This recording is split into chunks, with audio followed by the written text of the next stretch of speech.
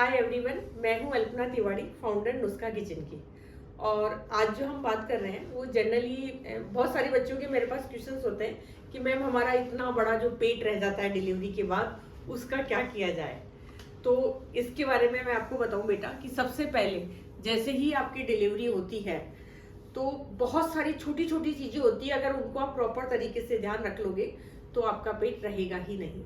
सबसे पहले आपकी जब डिलीवरी होती है उस वक्त आपके पेट की जो पोजीशन होती है वो एक हवा निकले हुए गुब्बारे की जैसी होती है।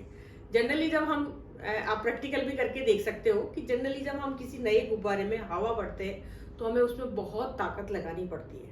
गुब्बारे की हमने हवा निकाल दी, उसके बाद हमने अगर दोबारा उसमें फूंक मारी तो इमीडिएट वो पूरा फूल के तैयार हो जाता है। तो सेम जब हमारा बच्चा हमारे यूट्रस में आया तो धीरे धीरे धीरे उसका आकार बढ़ के बहुत बड़ा हुआ, और जैसे ही बच्चा बाहर गया वो उसी पोजीशन में हो गया जैसे गुब्बारे की जो हवा निकलने के बाद जो पोजीशन थी।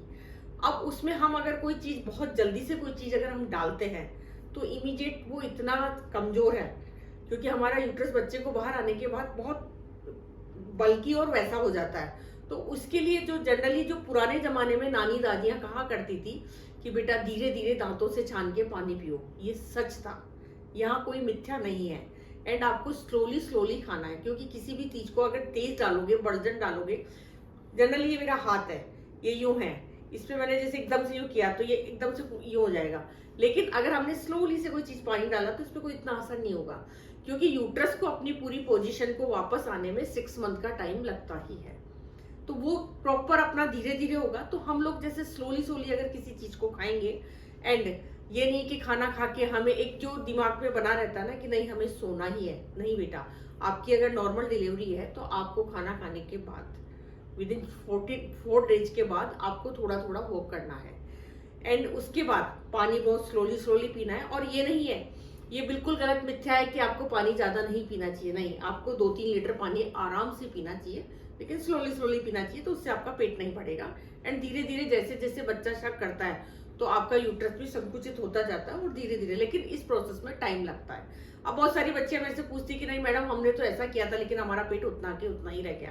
वो सारी चीजें हमारे खान पान पे भी निर्भर करती है कि हम किस तरह से खा रहे हैं। जरूरी नहीं है अगर आपने बहुत सारा मैदा या कुछ ऐसे जो फास्ट फूड में ऐसा कोई आइटम खा लिया, आलू है, ये है, तो आपका पेट का आकार वैसा ही रहेगा। लेकिन आपने कुछ, मैं अभी नेक्स्ट सीरीज में आपको यही बताने वाली हूँ कि कौन कौन सी चीजें जो हमारे पुरानी सदी से चली आ रही है उसको किस किस तरह से खाने से हमारा पेट बिल्कुल कम होता है। तो इस वीडियो को आप लाइक करेंगे एंड सब्सक्राइब करेंगे, और उसके बाद उस वीडियो पे जाके आप देखेंगे कि अजवाइन खाने से क्या होता है, सौंठ खाने से क्या होता है। कमेंट बॉक्स में अगर आपको कोई क्वेश्चन पूछना है तो वो भी आप डाल सकते हैं। तो इन सब सारी छोटी चीजों का जब हमें नॉलेज होगा तो नो डाउट मुझे जहां तक लगता है कि शायद आपका जो प्रॉब्लम है ना कि हमें वापस वही जीन्स मिनी टॉप वो पहनना है, तो वो आप लोग सब पहन सकते हो।